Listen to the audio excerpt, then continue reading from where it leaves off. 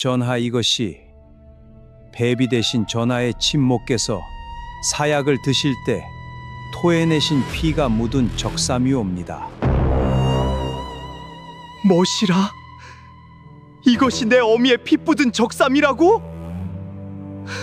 어마마마, 어마마마, 어마마마,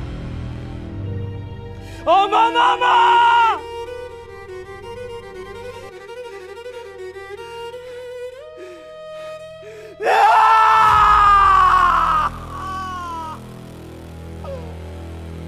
다 죽여주마. 내 어미를 죽이니 궁궐의 늙은 뱀새끼들 내 모조리 씹어먹어주마. 자, 여러분. 사람이 진짜로 미쳐버리는 데는 그리 거창한 시간이 필요하지 않습니다. 스위스 심리학자 칼 융이 말한 인간의 깊고 어두운 심연의 그림자가 이성을 완전히 잡아먹는 데는 이 피 묻은 적삼 하나면 충분했던 겁니다. 평생을 완벽한 적장자라는 숨막히는 페르소나, 즉 가면을 쓰고 살아왔던 가여운 3살배기 금쪽이 융. 아버지는 얼음장 같았고 할머니 인수대비는 툭하면 회초리를 들며 성리학적 도리만 강요했죠. 그렇게 20년 넘게 꾹꾹 눌러 담았던 분노의 압력소치, 임사홍이 던진 불씨 하나에 대폭발을 일으킨 겁니다. 프로이트 심리학의 반동 형성이라는 게 있죠. 겉으로는 너무나 얌전하고 바르게 행동하던 사람이 속으로는 정반대의 파괴적인 악마성을 키우는 현상 말입니다. 그러니까 연산군은 이제 더 이상 그 빌어먹을 가면을 쓸 필요가 없어졌습니다. 명분, 도덕, 신하들의 눈치, 그딴 건 이제 개나 줘버리라 이겁니다. 어미의 피를 두 눈으로 확인한 순간 연산군의 머릿속에는 오직 단 하나의 행동 강령만 남게 됩니다. 바로 눈에는 눈, 피에는 피. 조선 역사상 가장 끔찍하고 잔혹한 핏빛 축제, 갑자사화의 서막이 오르는 순간이었습니다. 자, 그렇다면 완전히 눈이 획 뒤집혀버린 이 역대급 또라이의 첫 번째 칼끝은 과연 누구의 목을 겨눴을까요? 당연히 어머니의 죽음에 동조했던 궁궐 밖의 늙은 신하들이라 생각하시겠죠? 아닙니다. 이 미치광이 괴물이 가장 먼저 문을 박살내고 쳐들어간 곳은 그 누구도 상상조차 못한 충격적인 장소였습니다. 다름 아닌 자신을 짐승으로 사육했던 피도 눈물도 없는 철의 여인 친할머니 인수대비의 침전이었습니다. 할마마마! 내 엄마마마를 죽이라고 사주한 것이 정녕 당신이요. 내 엄마마를 죽이라고 사주 정녕 당신이요. 주상, 지금 제정신이요? 감히 유아피라고 칼을 빼들고 패악질이요! 폐악질! 내 어미의 피를 빨아먹고 산 요괴 같은 늙은이가 감히 누구에게 호통을 치는가? 자, 여러분 상상이나 가십니까? 지금 이 장면, 조선 왕조 500년 역사상 가장 충격적인 폐륜의 현장입니다. 심리학자 프로이트가 말한 초자아니 이든이 하는 어려운 학문적인 얘기, 제가 아주 쉽게 딱 풀어드릴게요. 우리 마음속에는 평생 야, 넌 왕이잖아, 꾹 참고 점잖게 살아 하고 사사건건 브레이크를 거는 아주 깐깐하고 꼰대 같은 도덕 선생님이 한 분 살고 있습니다. 연산군에게는 그 숨막히는 도덕 선생님이 바로 할머니 인수대비였던 겁니다. 3살 때부터 네 어미처럼 안 되려면 똑바로 해라 하며 끊임없이 가스라이팅을 해왔으니까요. 그런데 간신 임사홍이 바친 그 피 묻은 적삼을 본 순간 융의 마음속 가장 깊은 곳에 쇠사슬로 묶어뒀던 원초적인 짐승, 즉 본능이라는 야수가 목줄을 끊고 튀어나와 버린 겁니다. 눈이 획 뒤집힌 야수가 평생 자기를 옥죄던 그 깐깐한 도덕 선생님을 그냥 물어뜯어버리기로 작정한 거죠. 이 요망한 노인네가 내 어미를 사지로 몰아넣었어! 죽어! 전하, 아니 되옵니다. 천룬을 버리시면 아니 됩니다. 팔다리가 잔뜩 붙잡힌 연산군. 그러나 그의 입가엔 기괴한 미소가 번집니다. 칼을 쥔 손을 뻗을 수 없다면 온몸을 무기로 쓰면 그만이니까요. 우당탕탕 연산군이 자신을 말리던 내관들을 미친 듯이 뿌리치고 그대로 할머니 인수대비를 향해 황소처럼 돌진합니다. 앞불싸 연산군의 단단한 머리가 칠순이 넘은 노인 인수대비의 가슴팍을 그대로 들이받아 버립니다. 뒤로 나동그라지는 조선 최고의 철의 여인. 쿵소리와 함께 그녀의 입에서 검붉은 피가 터져나옵니다. 여러분, 이게 제가 지어낸 자극적인 드라마 대본 같으십니까? 아닙니다.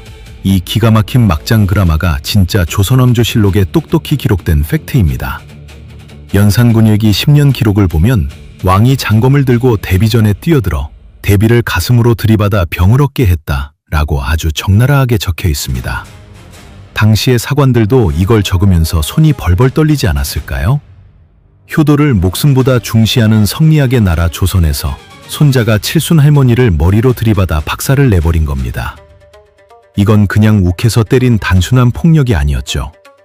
20년 넘게 자신을 괴물로 사육했던 그 끔찍한 억압의 사슬을 자기 머리로 직접 부숴버린 아주 잔혹한 자신만의 해방의식이었던 겁니다. 가슴을 정통으로 가격당한 인수대비는 어찌 되었을까요? 평생을 피도 눈물도 없는 절대 권력자로 군림했던 그녀지만 자신이 만들어낸 괴물의 발악 앞에서는 그저 힘없는 늙은이일 뿐이었습니다. 결국 뼈가 부러진 충격과 화병을 이기지 못한 인수대비는 시름시름 앓다가 채 한 달을 넘기지 못하고 세상을 떠나고 맙니다. 심지어 야사에 따르면 할머니가 죽었다는 소식을 듣고도 연산군은 눈물 한 방울 흘리지 않고 짐승처럼 웃어젖혔다고 합니다. 이건 완전히 사이코패스로 둔갑해버린 거죠. 자, 여러분, 연산군을 통제할 수 있는 마지막 브레이크가 완전히 박살났습니다. 그렇다면 곱비 풀린 괴물의 시선은 이제 어디를 향할까요? 맞습니다. 내 어머니를 죽음으로 내몰고도 뻔뻔하게 살아있는 저 궁궐밖에 늙은 뱀새끼들. 바로 신한원들입니다. 조선 역사상 가장 잔혹한 핏빛 사륙전, 그 끔찍한 무대에 막이 오릅니다. 살려주세요! 살려주세요! 살려주세요! 살려주세요! 살려주세요! 어서 이걸로 저 포대자루 속에 갇혀서 꼼지락대는 요망한 죄인들을 내려치거라. 어서! 저것들이 바로 내 어마마마를 모함해 죽인 죄인들이다. 이 몽둥이를 들고 저 죄인들을 때려 죽여라. 전하, 살려주시옵소서. 제발! 당장 때리지 못할까? 살려주십시오. 내 놈이 저 자루를 때려 죽이지 않으면 제발 목숨만 살려주십시오. 살려주세요. 내 놈의 목부터 칠 것이다. 여러분, 지금 연산군이 동생들에게 몽둥이질을 하라고 시킨 저 끔찍한 포대자루 속의 여인들이 누군지 아십니까? 바로 바닥에서 떨고 있는 두 동생들의 친어머니, 성종의 후궁이었던 엄숙이와 정소영이었습니다. 과거 패비 윤씨를 모함해서 사약을 받게 만든 바로 그 장본인들이죠. 네, 맞습니다. 이 미치광이 괴물은 포대자루에 사람을 가둬놓고 자식의 손으로 자기 친어머니를 때려 죽이게 만드는, 인간의 머리로는 상상조차 할 수 없는 잔혹한 복수국을 벌인 겁니다. 이것도 제가 지어낸 얘기 같으시죠? 연산 10년 3월 20일 기록에 아주 끔찍할 정도로 선명하게 적혀있는 진짜 팩트입니다. 심지어 야사에 따르면 몽둥이에 맞아 죽은 두 후궁의 시신을 사냐에 버려 들짐승들이 뜯어먹게 했다고 하죠. 자, 심리학에서는 이렇게 자신의 억눌린 분노나 불안을 엉뚱한 대상에게 쏟아붓는 현상을 투사라고 부릅니다. 쉽게 말해 종로에서 뺨 맞고 한강에서 눈을 긴다는 뜻이죠. 냉정하게 따져볼까요?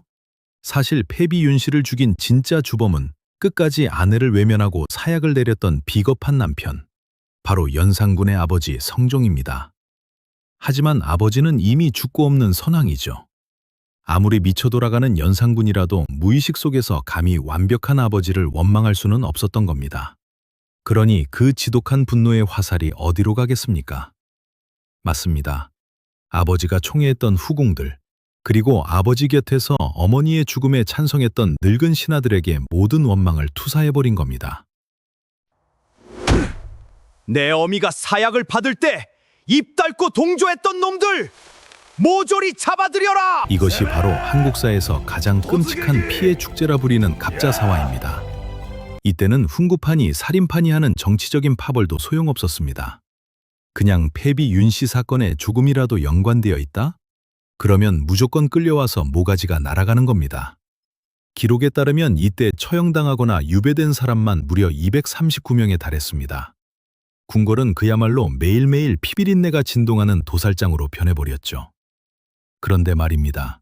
이렇게 산 사람들을 모조리 잡아다 죽였는데도 융의 가슴속에 뚫린 구멍은 채워지지가 않았습니다. 그림자에게 완전히 잡아먹힌 이 괴물의 갈증은 고작 살아있는 자들의 피 몇 방울로는 해갈되지 않았던 거죠. 자, 살생부에 적힌 살아있는 놈들은 다 죽였습니다. 그럼 이제 누구를 죽여야 이 분노가 끝이 날까요? 네, 맞습니다. 괴물의 시선은 이제 땅속에 묻힌 죽은 자들을 향하기 시작합니다. 그 첫 번째 타겟은 조선 건국 이래 최고의 처세술 달인이자 권력의 정점이었던 사내, 바로 무덤 속에 누워있던 한명회였습니다.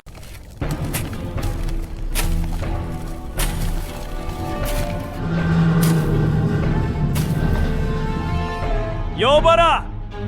이놈의 배따기를 끌어내어 당장 목을 치고 그 머리를 한양 내거리에 높이 효수하여라!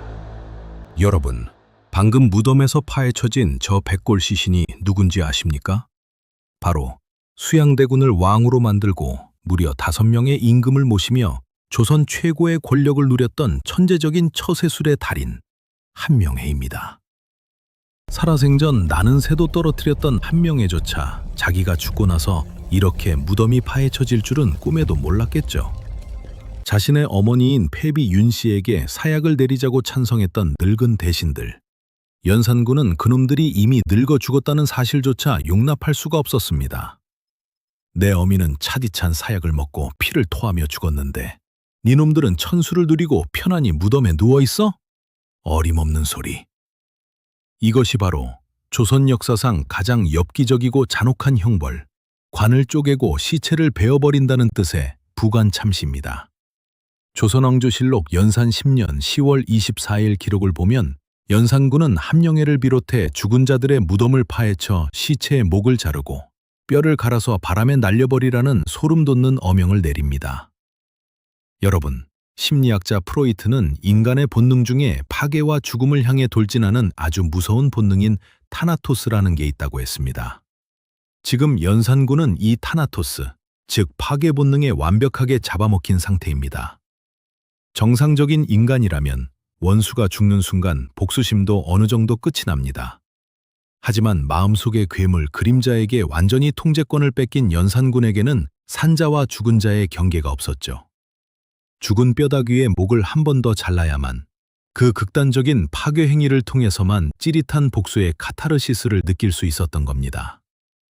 자, 이쯤 되면 정말 궁금해집니다. 살아있는 원수들은 포대자루에 넣어 때려 죽이고 죽은 원수들은 무덤까지 파헤쳐서 뼈를 갈아버렸습니다. 복수라는 복수는 진짜 원 없이 남김없이 다 해버린 거죠. 그렇다면 마침내 모든 복수를 끝마친 연산군은 이제 행복해졌을까요? 그 텅 비어있던 가슴 속에 시리게 불던 바람은 멈췄을까요?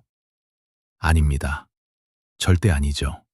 복수가 끝난 그 자리에는 이전보다 훨씬 더 크고 끔찍한 지독한 공허함만이 남았습니다.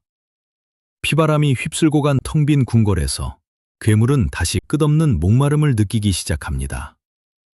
이 공허함을 채우기 위해 연산군은 이제 조선 팔도의 미녀들과 온갖 진귀한 보물들을 궁궐로 긁어모아 끝없는 쾌락의 늪으로 빠져들기 시작한 겁니다. 우리가 흔히 쓰는 말, 흥청망청에 서글프고도 타락한 부대가 바로 여기서 열리게 되죠. 전하, 어찌 이리 흥이 없으시옵니까? 신첩이 따라주는 술을 한 잔 드시지요. 시끄럽구나. 음악 소리를 더 크게 올려라. 와인의 귓가에 윙윙거리는 저 끔찍한 울음소리가 들리지 않게 악공들은 못들 하느냐? 더 크게 연주하지 못할까?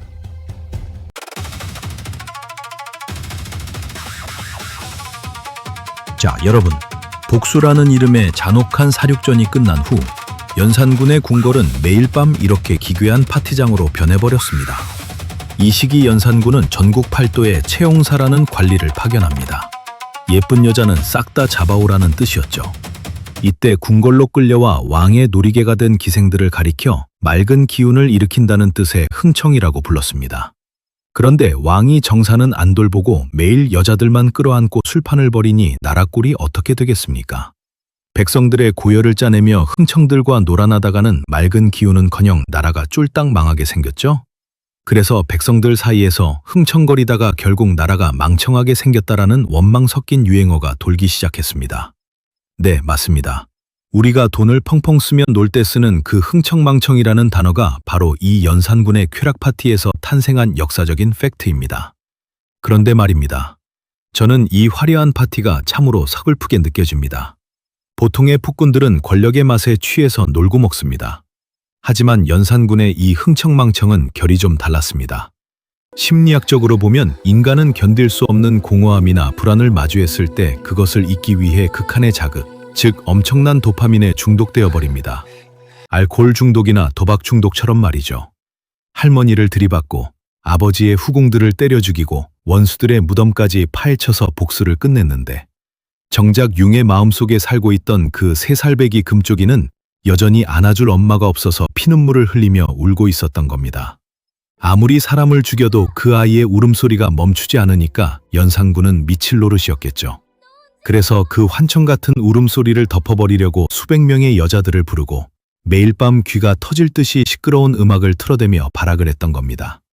하지만 여러분, 도파민 파티는 영원할 수 없습니다. 술이 깨면 공허함은 2배로 밀려오는 법이니까요. 텅 빈 옥자에 홀로 앉아 쾌락으로 도망치려 했던 슬픈 괴물. 그 폭주의 끝에는 과연 무엇이 기다리고 있었을까요? 성리학의 나라를 뿌리째 뒤흔든 대가는 너무나도 빠르고 또 차갑게 연산군의 목을 조여오기 시작합니다. 결국 올 것이 오고야 말았습니다. 중종 1년 1506년 9월 연산군의 미친 폭주와 흥청망청에 지칠 대로 지친 신하들이 마침내 칼을 빼들었습니다. 조선 역사상 첫 번째 성공한 쿠데타, 바로 중종반정이 일어난 겁니다. 절대 권력을 휘두르던 괴물은 하루아침에 폐주가 되어 소달구지에 실려 강화도 교동도로 유배를 떠납니다. 어머니의 복수를 위해 궁궐을 피바다로 만들고 죽은 자의 무덤까지 파헤치며 세상을 호령했던 사내. 하지만 강화도로 유배를 간 연산군은 그곳에 도착한 지 불과 2달 만에 전염병에 걸려 아주 쓸쓸하고 허무하게 31살의 젊은 나이로 숨을 거두고 맙니다. 마지막 숨을 거두기 전 융은 무슨 생각을 했을까요? 야사에 따르면 그가 죽기 전 남긴 마지막 한마디는 정치적인 후회도 빼앗긴 왕좌에 대한 미련도 아니었다고 합니다. 엄마, 맘마. 여러분, 참으로 기구하고 서글픈 인생 아닙니까?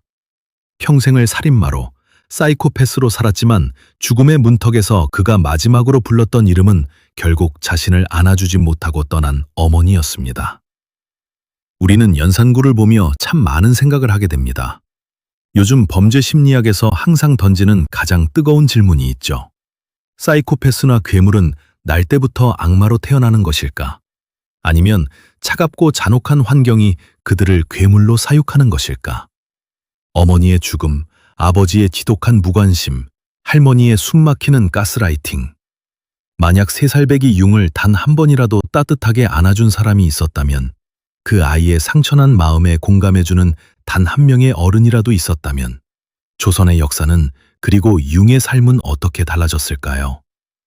오늘날 우리 주위에도 겉으로는 멀쩡해 보이지만 마음속에는 안아줄 엄마를 찾으며 엉엉 울고 있는 상처받은 내면 아이를 품고 사는 사람들이 참 많습니다.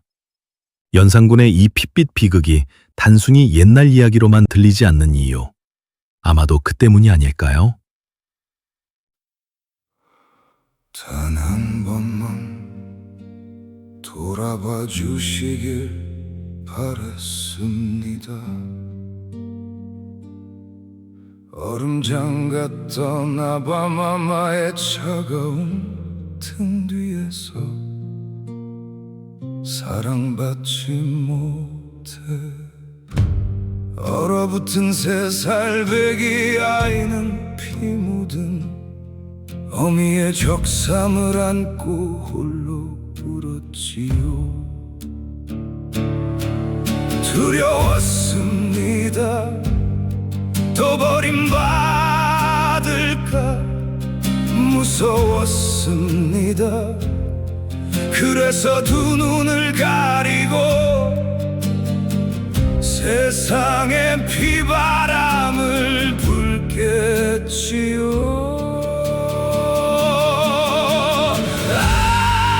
내가 칼로 벤 것은 저들이 아니었습니다. 사랑받지 못해 미쳐버린 내 안에 상처받은 짐승이었습니다. 아바바바 어찌 그리 제게 차가우셨습니까? 어마마마 피투성이가 되니 못난 아들을 용서하소서.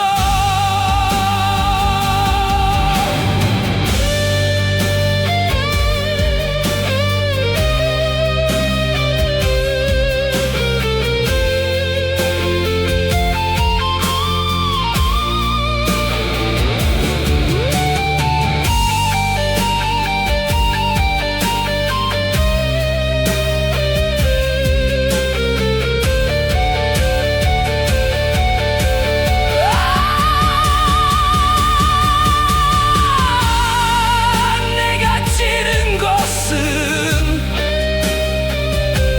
벼슬아치들이 아니었습니다. 길을 잃고 울부짖던 내 안에 버려진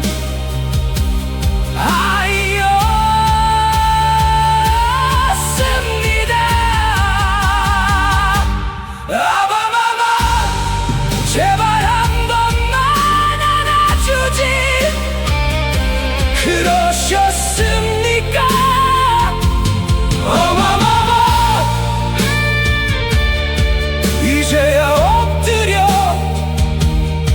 참회의 눈물을 흘립니다.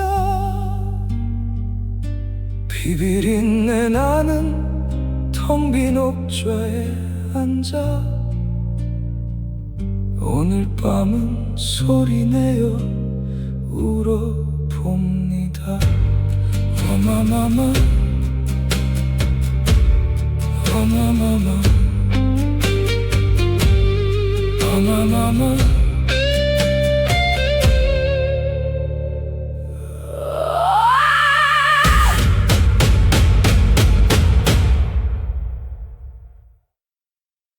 방금 들려드린 애절한 노래 어떠셨습니까? 가여운 융에 찢겨진 마음이 여러분의 가슴에도 고스란히 전해졌기를 바랍니다. 그리고 시청자 여러분께 드릴 아주 반가운 소식이 하나 있습니다. 저희 조선왕조 심록 채널에 감성을 듬뿍 담은 공식 음원 왕과 사는 남자 단종예사 앨범 총 11곡이 마침내 애플뮤직, 스포티파이 등 전 세계 글로벌 음악 앱에 정식으로 발매되었습니다. 물론 이런 앱들이 낯설고 어려우신 분들을 위해서 며칠 내로 유튜브 뮤직에도 정식 등록될 예정이고요. 무엇보다 여러분들이 가장 편하게 감상하실 수 있도록 저희 본 채널에 11곡 전곡을 가사와 함께 보실 수 있는 특별 영상을 업로드할 예정입니다. 조금만 기다려주시면 제가 커뮤니티를 통해 가장 먼저 링크를 띄워드리겠습니다. 오늘 하루도 내 안의 작은 아이를 따뜻하게 안아주는 그런 다정한 하루 보내시길 바랍니다. 저는 다음 시간에 더 흥미진진하고 묵직한 심리 다큐로 찾아오겠습니다. 감사합니다.